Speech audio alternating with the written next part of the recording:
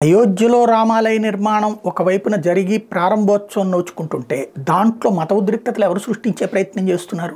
హిందువులు ఎక్కడన్నా వేరే వాళ్ళని తోలనాడుతున్నారా? రాముల వారికి సంబంధించిన జపం చేసుకుంటున్నారు, పూజలు చేసుకుంటున్నారు, లేకపోతే కనుక సైలెంట్గా ఉన్నోళ్ళు ఉంటున్నారు, ఇష్టం లేని వాళ్ళు సైలెంట్గా ఉన్నారు. కానీ ఎవరు రెచ్చగొడుతున్నారు?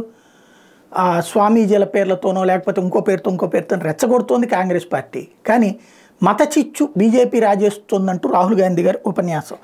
కులాలు మతాలు వర్గాల పేరుతో ప్రజల మధ్య చిచ్చు రాజేసేందుకు బీజేపీ ప్రయత్నిస్తోందని కాంగ్రెస్ మాజీ అధ్యక్షుడు రాహుల్ గాంధీ ఆరోపించారు. ఆయన చేపట్టిన భారత్ జోడో న్యాయయాత్ర శనివారం అరుణాచల్ ప్రదేశ్లో ప్రవేశించింది. ఈ సందర్భంగా దోయిముక్ వద్ద ప్రజలను ఉద్దేశించి ఆయన ప్రసంగించారు. మతం భాషల పేరుతో ప్రజలు తమలో తాము కలహించుకునేలా బీజేపీ రెచ్చగొడుతోందని చెప్పారు. అనేక రకాల బాధల్లో ఉన్న ప్రజలు ప్రయోజనాల కోసం కాకుండా కొద్దిమంది వ్యాపారవేత్తల కోసం బీజేపీ పనిచేస్తుంది. కాంగ్రెస్ పార్టీ మాత్రం ప్రజలను ఐక్యంగా ఉంచడానికి, వారి జీవితాలను మెరుగుపరచడానికి పాటుపడుతోంది. ఈశాన్య రాష్ట్రాల ప్రజల బాధలను ఎలుగెత్తి చాటడానికి యాత్ర ద్వారా ప్రయత్నిస్తున్నాను. అరుణాచల్కి రాష్ట్ర ప్రతిపత్తిని ఇచ్చింది కాంగ్రెస్ పార్టీ. పేదల అంశాలను వెలుగులోకి తెచ్చేందుకు యువత, మహిళలు, బలహీన వర్గాల అభ్యున్నతికి మా పార్టీ కృషి చేస్తుంది. బీజేపీ పాలన అంతటా నిరుద్యోగం పెరిగిపోయింది. ప్రజల బాధలు వినడానికి బీజేపీ సర్కారు సిద్ధంగా లేదు. మీడియా కూడా ఈ విషయాన్ని పట్టించుకోవడం లేదే రాహుల్ విమర్శించారు. అసలు విషయం ఏంటంటే ఆ ఈశాన్య రాష్ట్రాలకి సంబంధించినంత వరకు ఇవాళకి కూడా ఆ పరిస్థితి ఉందంటే సిగ్గుపడాల్సింది ఎవరు? 50 ఏళ్లకు పైగా దేశాన్ని పరిపాలించినటువంటి కాంగ్రెస్ పార్టీ కదా. ఇంకా అక్కడ కష్టాలు నష్టాలు ఉన్నాయండి.